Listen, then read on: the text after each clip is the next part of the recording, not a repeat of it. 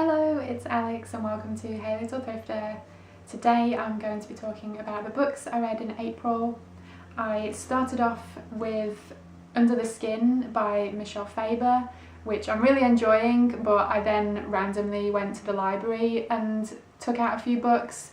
So obviously having a time limit on those, I put this one to the side, and the first book that I actually read in April was You Will Know Me by Megan Abbott.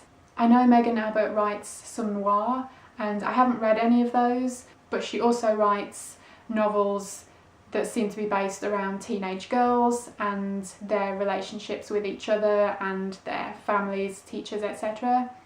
I've read all of these and quite liked them. Her first two, The End of Everything and Dare Me, I liked quite a bit, but I didn't love them. I gave both of those 3 stars out of 5 when I read them a few years ago, and they had their moments, but I think overall it just felt like they were trying a bit too hard and kind of missing the mark.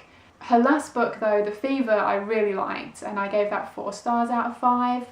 And then her most recent one, You Will Know Me, I also gave 4 stars out of 5. So I feel, for me at least, she's just getting better and better. I really like her writing and what she writes about, and I'm really looking forward to see what she comes out with next. So You Will Know Me focuses on a teenage girl who is a gymnast, and she is incredibly well skilled in gymnastics. So her family and all of the community around her are really focused on her and invested in what she can do and the success that she could bring. There is also a murder mystery that's going on throughout the story. So the story deals with this teenage girl's relationship with gymnastics, with her family. When someone has such a skill, you know, some people are really happy for them and are there to support them and help them reach their goal, whereas some people could be jealous of them and not want them to succeed. So this deals with a lot of the dynamics with different people in this situation, and yeah, I really liked how all the different pieces of the puzzle came together.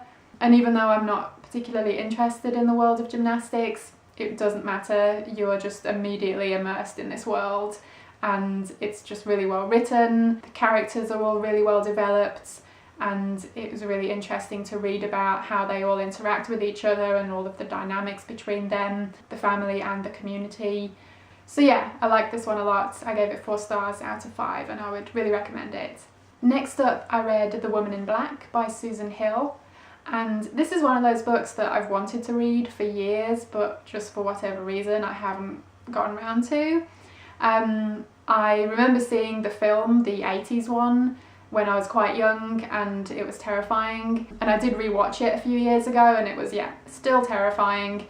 And I've also seen the remake film a few years ago, the Harry Potter and the Woman in Black, and that was pretty good. It was alright. It didn't have quite the same atmosphere and effect as the 80s version, but it was still alright. And I have also seen a play version of The Woman in Black, and I saw this at the theatre a few years ago in London, and that was really awesome too. So yeah, I really wanted to read the book finally. I have read one other book by Susan Hill. I know she writes a lot of ghost stories, and she also has like a detective series, and I read one of those which I'd picked up in a charity shop years ago, and I'll be honest, I didn't like it. I just didn't think it was very good, and yeah, from what I remember, I just didn't like any of the characters or the story, and I just didn't think it was very well written, so overall it wasn't a good read for me. So I was slightly hesitant to actually finally getting around to reading The Woman in Black. I was like, maybe it's just the story that I like from the other adaptations I've seen. But no, I absolutely loved it. I gave it 5 stars out of 5. It's brilliant. So it tells the story of a solicitor, and he is given the task of going to the home of an elderly lady who has passed away and dealing with her estate. And so he has to travel to a fairly remote village on the east coast of England, which is funnily enough where I grew up, and